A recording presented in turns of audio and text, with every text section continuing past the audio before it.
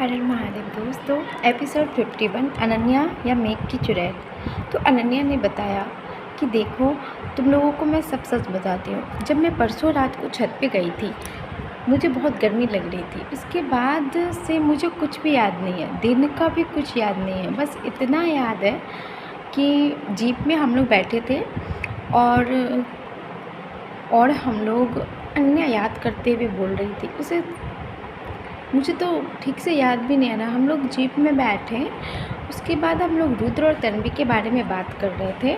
फिर जब मैं जीप से उतरी, उसके बाद मुझे कुछ याद नहीं है। और परसों रात के बाद मुझे कुछ याद नहीं है। मुझे तो कुछ समझ में नहीं आ रहा है कि मुझे कुछ याद क्यों नहीं आ रहा है। मैं होश में नहीं थी क्या पूरा दिन?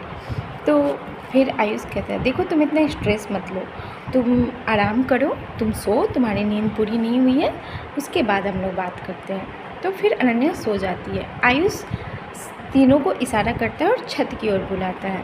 पीयूष कहता है, तू जा छत पे, मुझे पता है तू सिगरेट पीने जा रहा है, मुझे तो नींद आ रही है, मैं तो सोऊंगा। तो फिर आयुष कहता है, तुझे सोने की पड़ी है, मैं कुछ ज़रूरी बात करना चाहता हूँ, चल जल्दी से, समीर, रुद्र, पीयूष जल्दी से छत पर आ जाओ। आयुष छत पर जाता है और सिगरेट पीने लगता है। समीर कहता है, देख, तू सिगरेट पीने आया था और कह रहा है ज़रूरी बात कर रहा हूँ।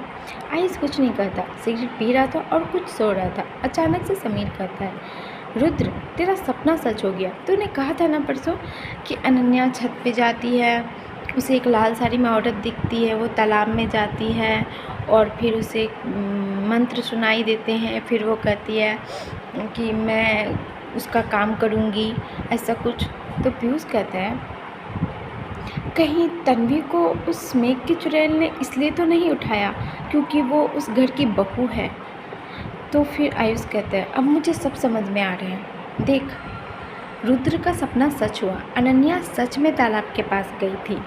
और क्योंकि पहले भी अनन्या को उस चुड़ैल ने मंत्र से अपनी ओर आकर्षित किया था और उसे वश में किया था। याद है उस स्कूल में जब हम लोगों ने अनन्या गायब हो गई थी, हम उसे छुड़ाने गए थे कि वो स्कूल में है, कैद है।